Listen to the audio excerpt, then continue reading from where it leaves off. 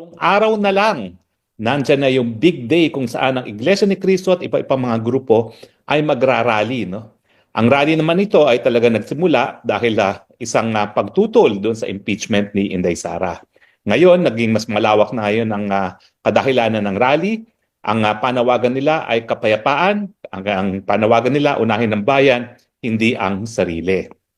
Now, nung aking huling spokes hour, nagsabi ako na suspicious yung timing ng pag-reorganize ng National Security Council na tinanggal ang Vice President at sa kasaysayan natin palagi naman kasama talaga ang Vice President at saka ang mga dating presidente doon sa membership ng National Security Council.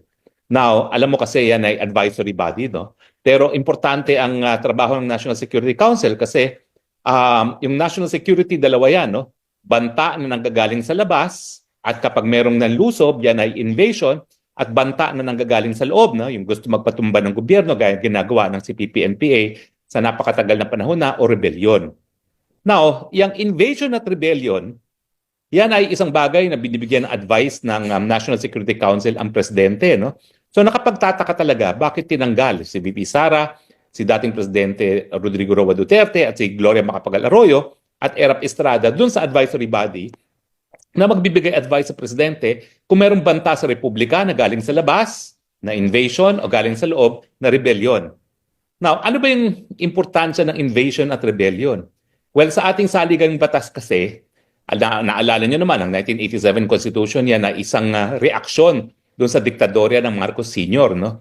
Kaya ginawa nila ng paraan na hindi mauulit muli yung ginawa ni Marcos Sr. noong 1972. Yung mga bata pa na hindi pa sinisilang ng mga panahon na yon, nung nagkaroon ng Declaration of Martial Law, pinadlak ang Kongreso at binuwag ang Kongreso. Si Marcos Sr. ang gumagawa ng mga batas at pinakulong lahat ng kalaban ng gobyerno. At linimitahan ang kalayaan ng malayang pananalita. No? So in other words, nagkaroon ng diktadurya. At ang diktaduryang yan ay umabot ng hanggang 20 taon, no? 20 years.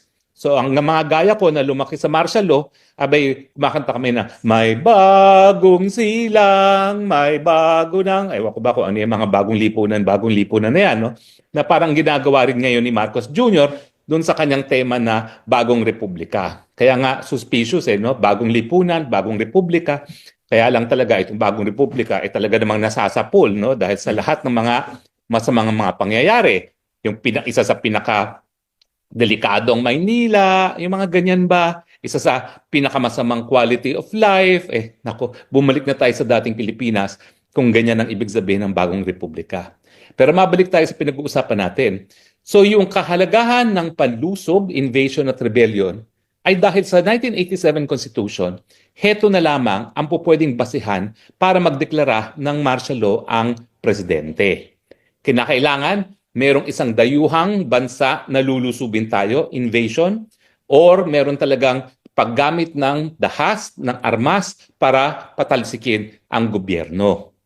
Now, para maiwasan yung diktaturya ng 1972, sinabi rin ng ating 1987 Constitution, bukod sa dalawa na lang ang kadahilanan para magdeklara ng martial law, na itong pagdedeklara ng martial law, po pwedeng ma-review ang legal at paktual na basihan ng hukuman at ng ating Kongreso. In fact, automatic na kapag nagdeklara ng martial law, yung Kongreso ay talaga mag-i-special session at pag-uusapan ang legal at paktual na basihan. At kung walang legal at paktual na basihan, sasabihin nila walang bisa ang pagdedeklara ng martial law. Now, yung importansya naman na ang hudikatura, binigyan din ng kapangyarihan na mag-review ng paktual at saka ng legal na basihan para sa martial law, dahil nung panahon ng martial law nga, dubudulog sa hukuman yung mga kalaban ni Marcos Sr., pero hindi naman aaksyonan ng kanilang mga petisyon kasi ang sabi ng Korte Suprema, yung pagdedeklara ng martial law ay isang political question. Ito raw ang isang kapangyarihan na ibinigay lamang sa presidente at yung kanyang impormasyon na nakakalap ang siyang tanging magiging basihan ng pagdedeklara ng martial law na hindi po pwedeng paghimasukan ng hudikatura. Kaya nga, nagkaroon ng pag-abuso sa kapangyarihan. No? At ngayon, para maiwasan nga yung pag-abuso ng Marcos Sr., ngayon binago. At hindi forever ang martial law, ha? merong time limit. Hindi gaya ng ginawa ni Marcos na parang 15 years ata ang martial law kasi linif niya yung martial law in time dun sa pag-visit ni Santo Papa. So ngayon, sandali lang ang pwedeng imposition ng martial law. Now, nabanggit ko rin na yung pagtanggal nga doon sa mga presidente, dating presidente at kay Inday Sara, para bagang parang wala nang pakialam si Inday Sara at ang mga dating presidente kasama si Presidente Digong doon sa mga bagay-bagay na pwedeng adviser ng National Security Council, lalong-lalo na kung merong invasion o merong rebellion na basihan para magdeklara ng martial law. So sa akin, tinanggal nila yung balakid para doon sa pagdedeklara ng martial law kasi ngayon lahat ng mga member ng National Security Council loyal at kakampi ng presidente. Sino ba naman ang tataliwas sa opinyon ng presidente kung siya ay magdedeklara ng martial law dahil sinasabi niya may banta sa ating gobyerno, kinakailangan magdeklara ng martial law. Now, ang tanong, kaya ba talaga at legal ba talaga ang pag-impose ng martial law para mapigil ang isang malawakang rally gaya ng Iglesia ni Cristo? Well, ang sagot po, hindi. Kaya nga po naamendahan ang ating saligang batas. Kung maalala nyo, yung martial law noong 1972 ay dahil bigla raw inambush si JPE dyan sa Wakwak. At ito ay pag-ambush daw ng NPA. Kaya nagkaroon ng martial law. Unang-una, ngayon hindi po pwede yan nabasihan para mag-declare ng martial law. Bakit? Kasi yung assassination attempt, hindi naman yan outright rebellion. Dapat malawakang paggamit ng dahas para patalsikin ng gobyerno. So, yung mga intrigang ganyan, hindi na po pwede maging dahilan para sa martial law. Now, kasi alam nyo anong kahalagahan ng deklarasyon ng martial law? Kasi nga, magiging temporarily, ang commander-in-chief, ang presidente, ang siyang magiging mamumuno kasama ang militar. Kasi kaya nga martial law, no? Military. No? Now, dahil ang paggagawa ng rally o pagsasaganap ng rally ay hindi basehan ng martial law, pwede bang gawin pa rin yan? Pwede. Kasi pwedeng sabihin nila, gaya ng ginawa ni Marcos Sr., na nagsabwata na ang mga tao sa rally at yung mga tao na gustong patalsikin ng gobyerno, kasama ng ilang mga miyembro ng hukbong sandatahan. Kapag yan ang nangyari, sasabihin nila, merong rebellion, miski wala pang malawakang paggamit ng dahas laban sa gobyerno. At dahil ang National Security Council ay lahat kakampi ng presidente, siyempre, lahat sila mag-a-advise, sige, mag-impose ka ng martial law. Now, ang tanong, legal ba yan? Sa tingin ko, hindi. Pero dyan papasok kung bakit dinoble ng presidente ngayon ang budget ng Kongreso at ng Senado.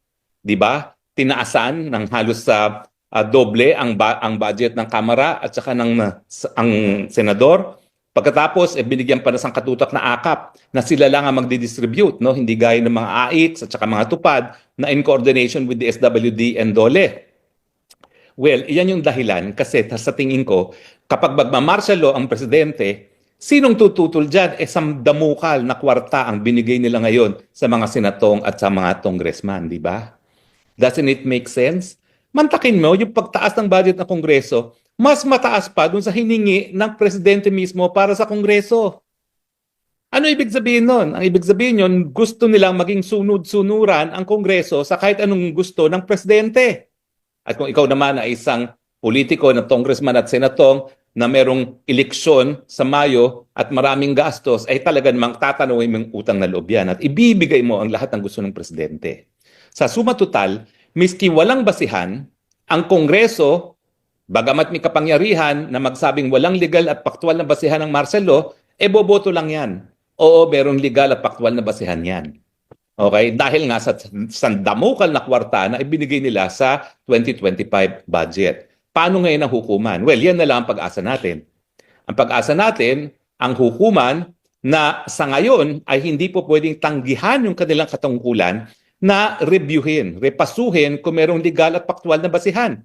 Hindi gaya nung panahon ng martial law na sinasabi nilang political question na tanging presidente lang makakasagot. Ngayon talaga, obligasyon na yan ng hudikatura.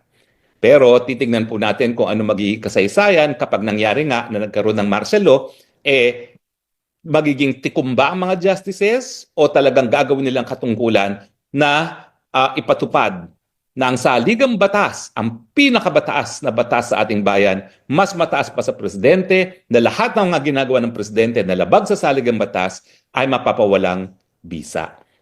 Now, alam nyo ngayon, sa ating kasaysayan, ang isang kapitbahay natin, South Korea, ay may ganyan ng problema. Kaya lang, ibang sistema nila. Anong pagkakaiba? Unang-una, ang impeachment sa Pilipinas ay kongreso.